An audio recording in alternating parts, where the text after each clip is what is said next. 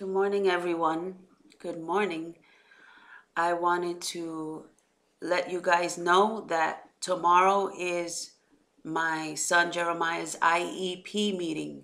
Yes, the district, the school has finally decided to conduct an IEP meeting only because my lawyer has really put the pressure on them to do so.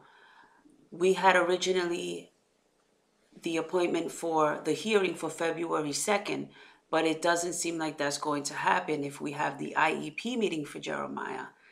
Now, previously I had expressed that we had tried to get an IEP meeting, but getting the medical records from the hospital was near impossible. I had tried several times with the social worker, but to get those medical records released to me, but he at first said, okay, we can't give that to you because Jeremiah is of age. He's 19 years old and he is still a patient. While he's an inpatient in the hospital, that I have no access to his medical records, which is so ridiculous. If Jeremiah were to ask the social worker for his medical records, they would tell him no because you're still a patient inside the hospital. Totally ridiculous. I've never heard of anything like that before. But in any event, I had even went downstairs to the medical records room and asked for a release of medical records. And oddly enough, all I had to do was sign off on some papers. And she says, okay, give me 2 days so that the doctor can sign off on it. And I'll give you a call back to come in and pick up the medical records. It was the most asinine experience I've ever been regarding my kid. In any event, the good news is that Andrea Spratt had called the social worker. Once she had put the pressure on the social worker, he in tail went and spoke with his supervisor and she released the medical records.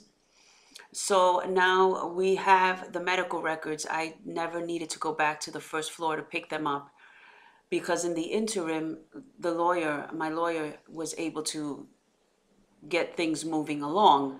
So thank you for your prayers. Please, please, please, I'm asking for prayers for tomorrow.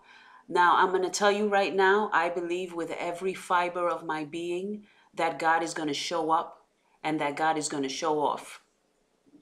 I believe that 120% of me says that that's what's going to happen.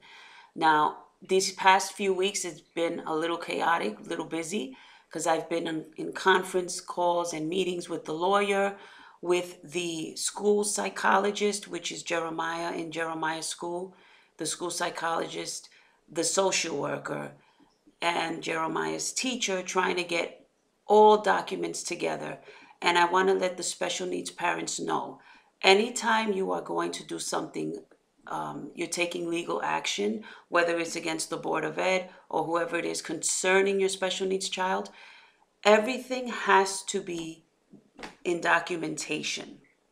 You cannot give word of mouth. Oh, my son needs residential placement. And so, I'm telling you that this is what he needs because this has been our experience with Jeremiah at home. It's been like a crisis intervention issue. He's not safe at home. We're not safe with him at home. No. They want documentation. I believe this is true for any type of court case, but they want documentation. You cannot go with word of mouth. This is the reason why it's taken a little bit for Jeremiah, besides him visiting the group homes and things like that. This is why it has taken so long, because they want to see documentation. They want to see evidence that he's been in the hospital for 4.5 months, going on 5 months. They wanted to see a police report initially. However, this was not a criminal investigation. Jeremiah never committed a crime. This was more of a special needs mental issue. So a police report was never warranted because Jeremiah was never arrested. What happened was that he was taken to the hospital. Excuse me, just had cereal. And so that was the case with that. So he never had a police report. Hence the issue that I had with getting medical records. They didn't want to release it to me. So now we have the medical records. And the biggest blessing of this whole thing was what I had told you in the last video. The behavioral analyst went and to Jacoby. She interviewed me. She interviewed Jeremiah this past week. And she gave us a behavioral report, which will help tremendously because it says on the report why Jeremiah is there and why the behavioral analyst herself feels that he needs residential placement. And the fact that she is a professional doing this for free is just, I can't get over that. I've been actually really weepy this past week, really thanking God for that taking place. I've noticed a lot of favor.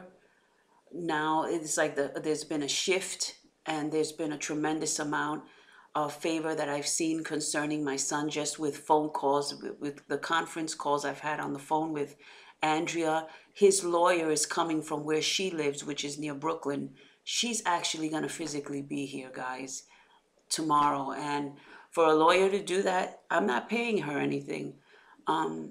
And so it's a majorly big deal. I told her I'll pick you up. It's no big deal for me. We have to be there at his school tomorrow at 9 a.m. She's insisting that she's going to take the train, and I'll pick her up from the train station, and we're gonna all of us have a huge meeting concerning my son.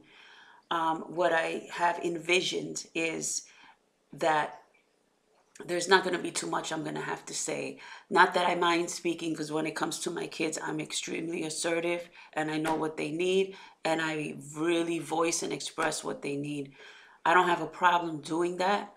I just don't sense that that's what's going to be happening. What I sense is that the anointing is going to be on this lawyer to speak on behalf of my son. The anointing is going to be on the behavioral analyst to speak for my son, because she's also going to be there, not physically, but by phone. Over the school psychologist, who's been tremendous in helping us trying to get the documents from the school. It's been amazing. It's been an amazing journey. And I have such an expectation for how God is going to do what he told me he's going to do on behalf of my son. I want to encourage the special needs parents, do not give up. God hears your cries and he hears your prayers. The key is to stay on your knees before God.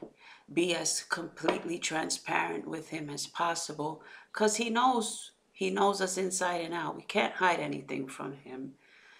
It doesn't mean we walked in perfect holiness. It means that we trust in a God who sees us when we are feeling our weakest, when we're feeling most fragile and most doubtful. He's right there. So please subscribe to my channel. Please subscribe to my channel. I always forget to mention that. Thank you for your prayers. So tomorrow's the IEP meeting. We are expecting the Board of Ed to say that yes, he does need residential care. He does need residential placement, which means that we can now move forward and to this facility we've been looking into called Devereaux up in upstate New York. And we can begin the referral process, because once the Board of Ed gives us the green light, the okay, that they do feel in fact that he needs residential placement, then they will give me the referral from the CBST Committee on Special Education, that will then be transferred over to Devereaux. Then I can begin the admissions process over there, which I've been speaking to the admissions director, and she knows exactly what has been going on with Jeremiah, and she's awaiting the referral. So thank you so much. Please subscribe to the channel, and I'll keep you guys updated. Bye. God bless.